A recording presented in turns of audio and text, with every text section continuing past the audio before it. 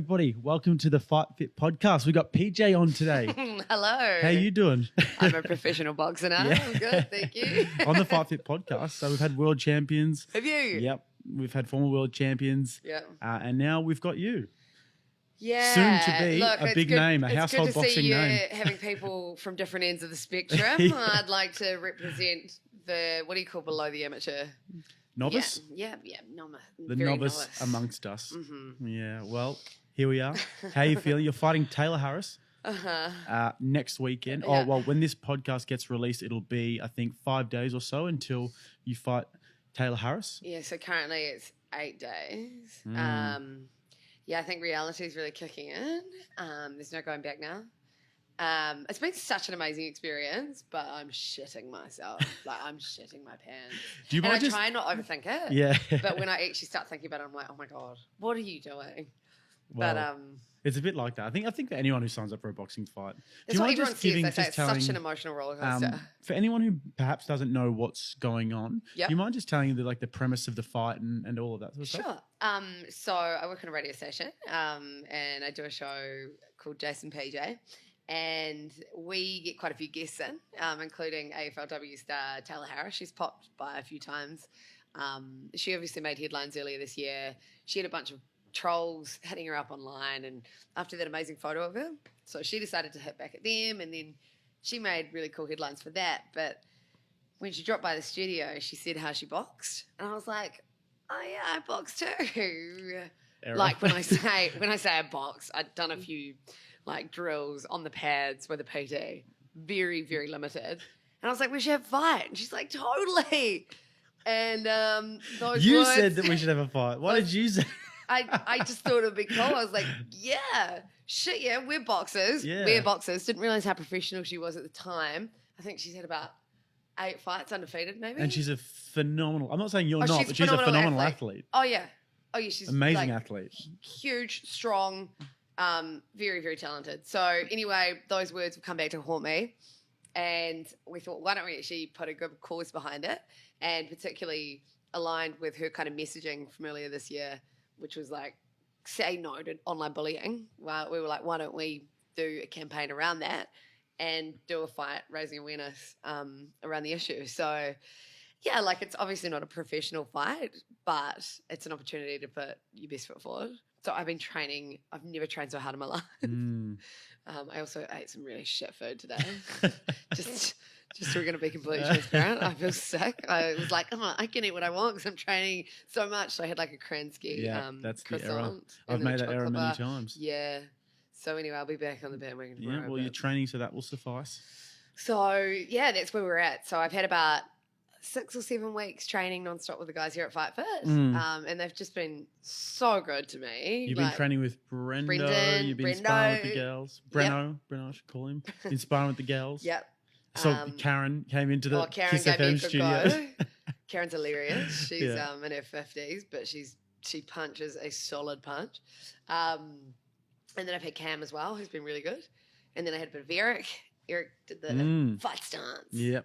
All about the footwork. So you've had all to be able to sample all of the good knowledge of the coaches. Yeah, it's actually been. I never realized. I guess I underestimated how much there is to boxing, how much you have to learn. Literally, I'd only ever done 1, 2, 1, 2, 1, 2, 3, 4 on the pad. So that's the thing that people don't realize, though. It's like there's such a science behind it, and you're using so many different elements of your body and your mind. I've been sore every day. Throughout this whole experience. Yeah.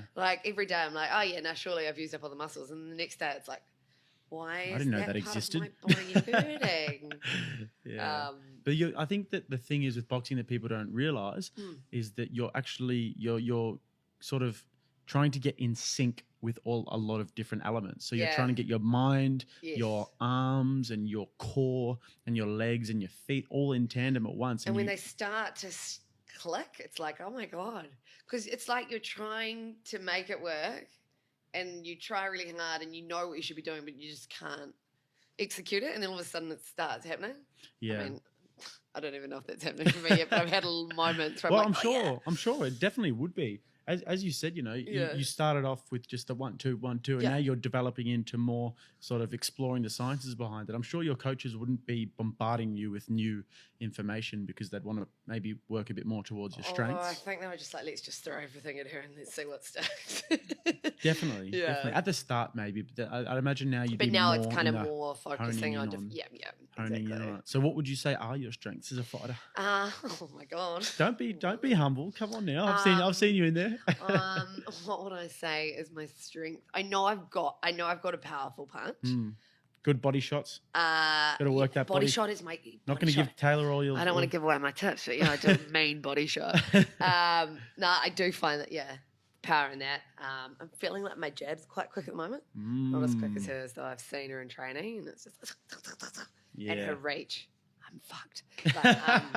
But probably body shot. Her reach is going to be a difficult one. Yeah, I had my first sparring session with quite a tall girl, Kerry, on the weekend, and that was a rude awakening. I cried throughout that whole sparring session. I was like, I can't do it. I can't do it.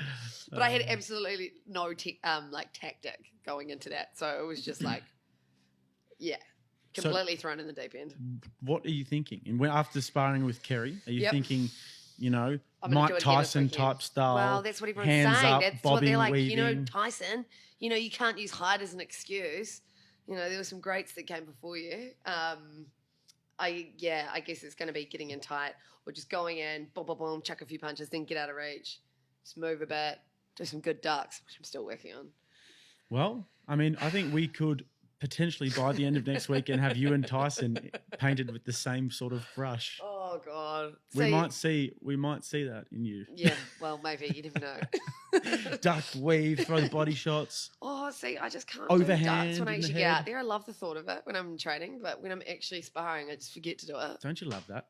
Yeah. Don't you love the way that you think about it before you're sparring? You're like, and then you get out there and what was I doing yesterday? Tomorrow I'm going to go in there, I'm going to duck weave, I'm going to hit them with this combination, and then we'll be sweet. Yeah. And then you don't do any of the above.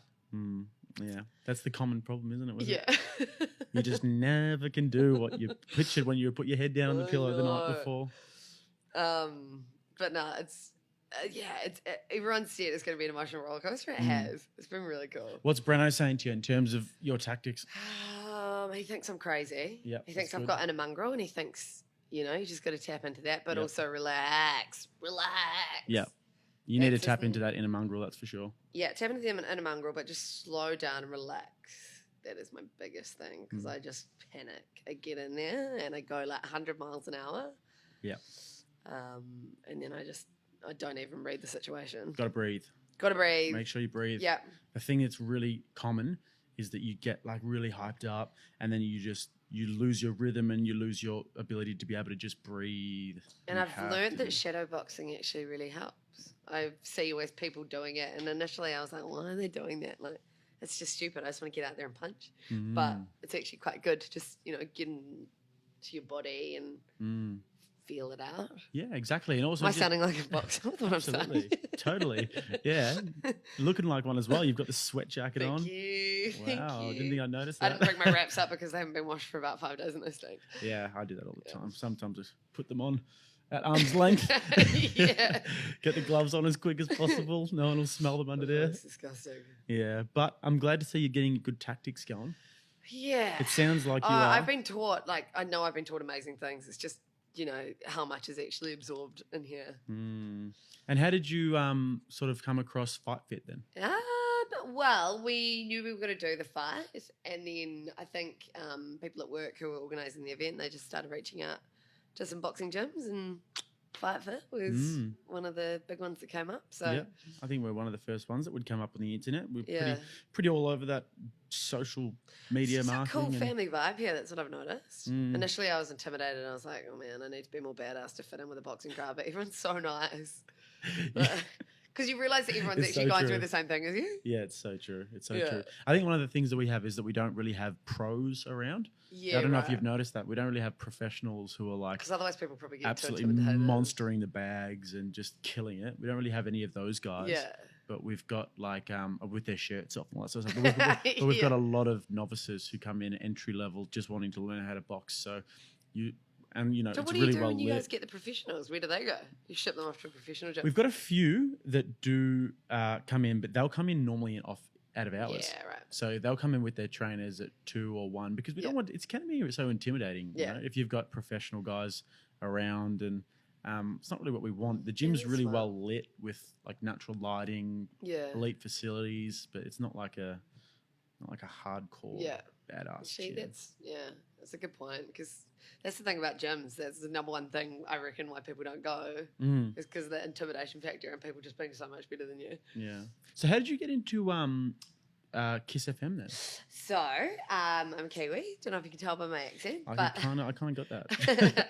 So I did radio back in New Zealand for 7 years, and I started out on a night show over there, which sort of broadcast around the country, and then I did a bit of day show stuff, so it's kind of just between the music, quite like small breaks, nothing too big. And then I went on to the drive show, the afternoon one, with my current host, Jase. So we did a drive show for 3 years in New Zealand, and then he's an Aussie. So you guys were like back in New Zealand as well, radio partners. Yeah, so we started out. Is that what you call each other, radio partners, or you're like your colleague? Work husband. It's pretty much my work husband. Nice. But yeah, so we did that. He's an Australian, and he sort of had a couple of links over here, and so that's when they were like, "Hey, how about you come and do Melbourne breakfast?" Which was pretty surreal. But yeah, so we moved over at the end of 2017. And it's been really successful. Oh, successful is a strong word, but no, we've had it's been a really big challenge, but we've just sort of dived in and given it everything. Well, you guys are really well known around it's a big radio station. Yeah. But I'd say it's gone from a couple of Kiwis jumping ship over. I'd say it's going pretty well. I think we're pretty happy with how it's turned out. Like, we're definitely getting a lot of interaction and, people engaging with the show. So what's it like getting up at 4 a.m. every day? Horrible. Yeah. How do you switch your brain on? Because you have to be switched on once you obviously start the station. I only properly learned how to meditate a couple of months ago, and I did a course which is like 3 days, and it's called Transcendental Meditation, and basically you do that 20 minutes twice a day. And I was always like, that seems way too much time. What's your mantra? Yeah, no, I can't tell you. Oh, you can't tell? Of course you can't. Yeah, it's transcendental. I can't tell you. But you're given a mantra or mantra. And then, the idea is you just come back to that for about 20 minutes. So I've told myself I have to get up 20 minutes earlier in the morning. And I actually do feel... But I find that actually refreshes me more and it gives me more energy. So getting up a little bit earlier, although sometimes I'm like, I just want to sleep in. Try my hardest to do that, and then I'll do it in the afternoon. So you'll do your meditation in the morning when you wake up? Yeah, before the show, yeah. Oh, okay. I didn't always do that, and I was still okay. Like, coffee will get me going or whatever, but it's just a good way to start the day. See, I've been really wanting to get into meditation for a long time. So how did you sort of go from not meditating to meditating and making a ritual of it? Yeah, so I had a friend who really highly recommended seeing this girl, and then I learned, and then I was like, this is going to be hard to make a habit, but I think over the 3 days where I learned, I just really liked how it made me feel, and I was like instantly in. I was like, okay, cool. And I realized that 20 minutes is actually not that much. Like, you waste 20 minutes so easy just scrolling on your phone. So it's just actively setting the time to put it in, because you know it's going to help you, and like, it's not always going to be great, but in the long term, it's going to be better. It's going to suck at the start, I'd imagine. I loved it at the beginning. I hit this quite euphoric high. And I think that happens often at the beginning of meditation. When you first start, you're like, oh, yeah. Really? Oh, my God, the universe, it's all like making sense and everything. And I was like, I am one. Yeah. I'm one with everything. And what you put out is what you get back. And songs resonate with you. And then about a month passed. And I was like, I think you sort of hit a plateau. But the idea is you kind of go through different waves. And that's okay. You just got to keep going. Keep going at it. Interesting. So that sort of helped me, I think, particularly with all this training as well. Or else I'd burn out. Because you do go a bit crazy getting up at that time. And you're not getting enough sleep every night. Yeah, I used to work in a winery in Margaret River in Western Australia. Yeah. And Vassar Felix, really, really nice winery. But when I finished school, I was 18 and my friends and I were just like, let's go and go on a little adventure. So we went and worked on this winery. Little did we know that we started at like 3:30, 4 a.m. every single day. What? Stomping grapes? Yeah. Well, Really? because over in WA, it's like 40 degrees. So you're doing it before it gets So hot. before 12 o'clock, you have to be done, or else you're just working in like this like amazingly hot weather, which we had to do a few times. So what time do you finish up? Well, normally 12. So we normally start about 4, get done by 12. So you get all the afternoon off. Yeah, but we were living in a hostel, so you wouldn't be able to get to sleep before what? Midnight? We had like to share a room with these crazy palms, and people were all drinking. I don't know how. I think it was because I was 18. I had the youth behind me. I'm not an old man, but back then, I was 18. I had the youth behind me, and I was able to just do it every day. But you feel like when you're getting up that early and you're not getting sufficient sleep, you feel jet lagged. Yeah, like it's totally. a jet lag feeling. So meditation really did help to kind of, combat that a little bit. I should start that, I reckon, because Do it. It's really embarrassing. Every time I have a few wines, I just preach to people about how amazing meditation is. Yeah, well, everyone does who does actually start doing it. Yeah. But I'm here saying, no, I'm too busy. No, but you're not too busy. You're not too busy. I know. That's so an I'm illusion. making an excuse. I'm telling you, I'm making I'm telling myself I can't sit still and all this sort of stuff. But no, you can. But this technique is really good for busy-minded people. That's what really drew me to it. Because at the end of the day, you just go back to that. And it's okay if your mind keeps thinking, but you just go back to the mantra. Okay, so your mantra is the way that you sort of ground yourself. Correct. Or come back to center. Yep. But what happens when you're getting like infiltrated with like, oh, I've got to do this today, got to do this today. That's okay though. That's all right. There's nothing wrong with that.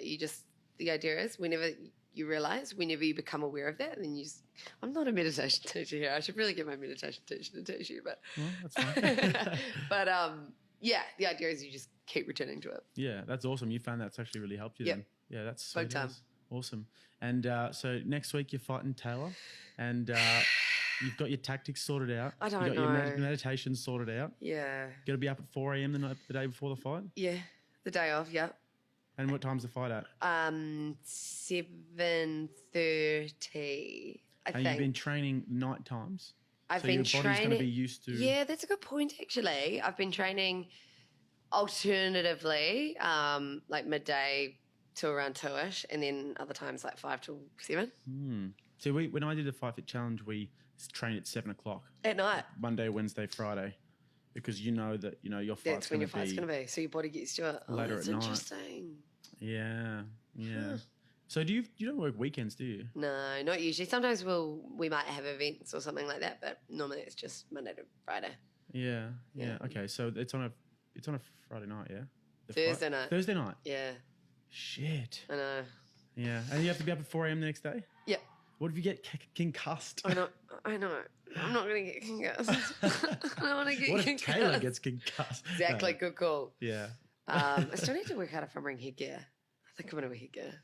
Is it a professional rules fight? Don't know. Well, if it's an exhibition, I'm not sure if they do professional. In the FightFit Challenge, we don't wear headgear. I want to wear headgear. You want to? Yeah. Have you been wearing headgear? Yeah. I sweat a lot. Yeah? I've got a pimple on my head, and I think that's a result of all the sweating. There's so you wear headgear. Have you tried not wearing headgear? Yeah, like for some of the drills and maybe light sparring. Well, I never wear headgear. Really? I find that maybe it's because something's wrong with my head, but I always find that it just gets in my eyes. And yeah, I've had to Breno, is that what you call it? The man. He vassed up my nose. It's become a bit of a special ritual. Vassed up? Yeah, put Vaseline on my nose. So then the sweat doesn't go on your eyes. Oh. So Vass around there. He's never done that for me. Hasn't he? Yeah, we've sparred. He's taken me for sparring so many times. Really? You've never got the Vass enough. Yeah, maybe I don't work hard enough. So all in all, you're feeling good. The cause is a good one. It is a good cause. You really get behind? Yeah, absolutely. Look, I might look like an idiot on the night. I might be out in a few punches, but at least we've, started a conversation, or at least continued a conversation that's pretty important. What really draws you to it? I just think it's pretty terrifying. Like, you think back at school when people were going through bullying, but I just think now it's so much easier for children and adults to taunt someone or send nasty messages without them actually having to be held accountable. And you can just send it and not realise the effect it has on someone when really it's ruining these people's lives. So I think it's just building awareness around that, working out like strategies on how you can actually stop it. How do you stop that at schools? Like the things people are sending at such a young age, and whether it's blackmailing with photos and stuff like that, it's quite terrifying. I think education would be probably the only way that I can really think of to really combat that. Because it's not like you can say ban your phone, because that unfortunately is the world we're living in. But and people can be whoever they want to be online. Exactly. And then this was sort of exemplified by the Tayla Harris situation. Yeah, and we just saw that as a natural tie-in, and we were like, okay, cool, let's make this a thing. Yeah, because as I said, people can be whoever they want to be, and that's kind of scary. That we had an example. In a person, maybe they wouldn't be, but go forth. Well, no, we had a pretty crazy story about how I think it was an 11 or 12-year-old girl, and she was getting messages from who she thought was a 24-year-old guy, and like sending her photos of places where it was like he was stalking it, right? And like she's getting all this creepy stuff, and it turns out that the guy was actually an 11 or 12-year-old student from school, one of the girls. And like, where does that maliciousness come from? So the girl thought that she was messaging a guy who was 24-year-old guy, and she was freaking out, getting sent all these creepy pictures. She wasn't conversing with him. No, it was all over message. He was who she thought was a he, and it was an 11, 12-year-old student. Oh, wow. So it's like, it's not just messages like, you suck. It's like people are actually getting properly taunted. Yeah. So, yeah, I think it's just raising awareness around it, opening the conversation, letting people share their stories and how much stuff of like that. an effect, because you said you met Tayla a few times. Yeah. How much of an effect do you think that had on her? And I think she has realised that it's given her the platform to actually do positive from it. And I think, like I'd say she learned a lot through that situation. But, she's aligned with some pretty cool charities around it. And I think she just wants to spread a good word and cut out the... I can imagine... Look, I can't imagine because I wasn't in her position, but, you know, to be sort of targeted in that way and to be it would make you feel a bit gross, I'd imagine. Yeah, 100%. Yeah, like I can't imagine like how that would feel for her. But she's one of many, you know. So it was cool that she actually was like, nah, this is bullshit. Yeah, totally. But yeah, I'd say she's grown as a person from it. I'm speaking on behalf of her here. Yeah, and so besides, of course, the FightFit podcast. Yeah. How else are you guys spreading the good word?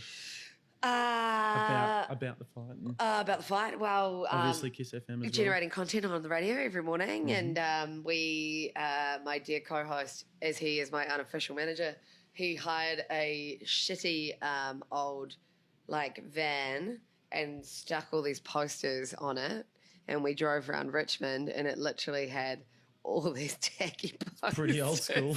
And it had a little megaphone, and he was like, fight night, get your ticket. Mortifying. If you want to see the video, cheeky plug, you can check it out on the Jase and PJ Facebook page. But we're having fun around it, you know.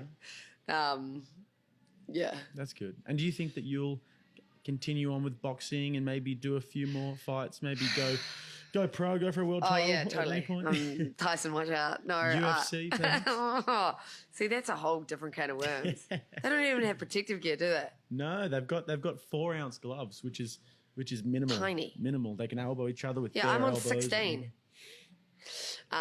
So I love boxing for fitness. I love the release that I get from it. So, and I also love the people here. So I'd love to, in some capacity, definitely continue it, whether I'll do it to the sparring weekly level. I don't know if I can commit to that yet. That's a lot. Because it's been pretty full on, but I don't know. We'll see how we go.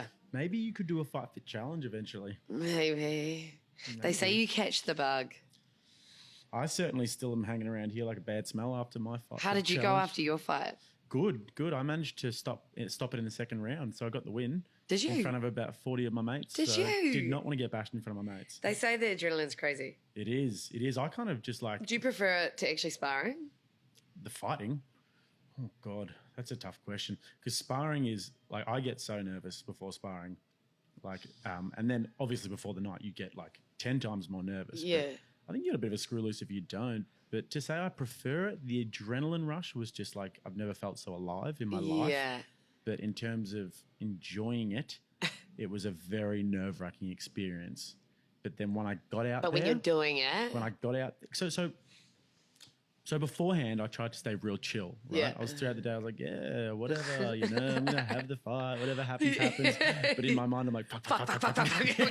That's me already, and it's a week out. I'm like, fuck. Yeah. But then towards the start of the fight, just the fight before mine, I was out in the back room, and then Breno, who was my coach, comes up to me, and he grabs me by both hands, and he goes, mate, you're up next. And I'm like, oh, shit. Fuck. Yeah, I am. And he goes, put your fucking gloves on. And I was like, okay.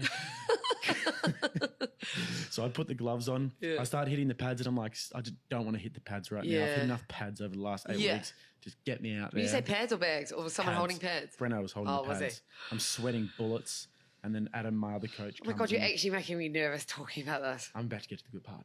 Okay. And then Adam, my other coach, comes up to me, and he puts a cold towel on my back and just sort of made me feel a little bit cooler. And then we're about to walk out. The other guy walks out. I'm kind of like watching him walk out. And then I've got to walk out.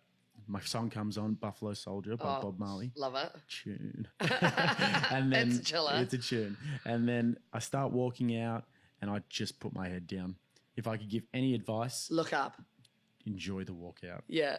Seriously enjoy it, because everyone's sort of watching you. Oh my God, I playing. feel nervous. How many people were watching yours? 2,000, I'd say. It was at Melbourne Pavilion, packed out. Yeah. Is that through FightFit? 1,500, yeah. Was it through, and so how do you get all the people there? Everyone invites people. Really? And it's like one of the best nights you could go to. So everyone's got mates coming, and then people just buy tickets. See, we've only got like 200 people rocking up. Yeah. It's a small one, but we're going to be live streaming on Facebook. Well, that's all right. 200 people's not too big a crowd. I had 1,500 at least watching me. So do you have people going, ooh, ah? Yeah, totally. Yeah, completely. And when I came out, I had all my mates in like the row above in the first floor, in like a balcony watching over us, and they were all screaming out. And I kind of looked up, I was like, yeah, that was cool. And yeah, got out there. And then once the bell went, I was like, just clicked into gear. Oh my God. This is what's been happening. I don't know. Something happens when you get out there, and maybe you and Tayla will end up just bloody bruised and just. I thought this podcast was to make me feel better. Nah. I'm sorry. Nah, it's look. Maybe you'll get a little competitive just burst when you get out there. I do have little psycho bursts. It's funny. Haymakers. Boxing has definitely introduced me to the mongrel alter ego that I've got in there, and I'm like, where did you come from? Who's this? And like the noises that I make are so embarrassing. I saw this story yesterday. I've had some really embarrassing noises. I saw this FightFit story yesterday. Oh, that's nothing. Really? Like I don't even know where they come from, and they're all pitch and tone, and yeah, that's funny. They change. Yeah. So you've got the mongrel in you. That's good though. Somewhere I just need to tap into it, but also sometimes I've still got that. I'm so sorry whenever I hit someone. I'm so sorry. Yeah.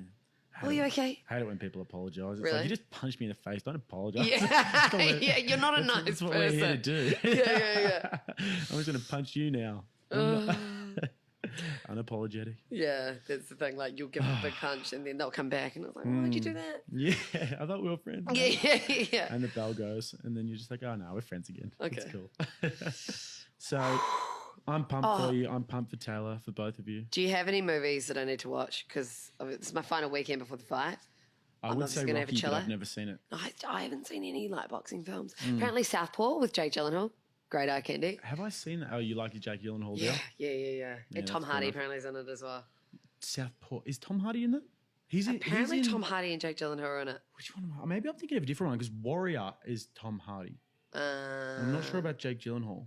But Warrior's a good one. That's about UFC. Is it? But what do I do? What about the UFC? UFC. Tell you what you should watch. What?